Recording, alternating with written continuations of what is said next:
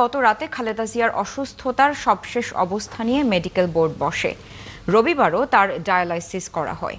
লিভারের জটিলতা, কিডনির কার্যকারিতা কমে যাওয়া সহ বেশ কিছু জটিল রোগে আক্রান্ত হওয়ায় বেগম খালেদা জিয়াকে 23 নভেম্বর এভারকেয়ার হাসপাতালে ভর্তি করা হয়।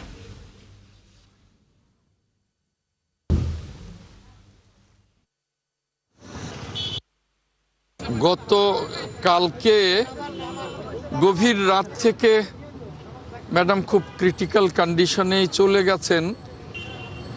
ফাইট করছেন তিনি আমাদের মাঝে ফিরে আসার জন্য।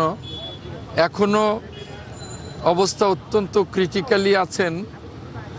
এখনও বলবার মতো কোনো কন্ডিশনে এখনও উনি আসেন নাই। সারা জাতির কাছে দোয়া চাই ম্যাডাম যেন আমাদের মাঝে ফিরে আসতে পারেন।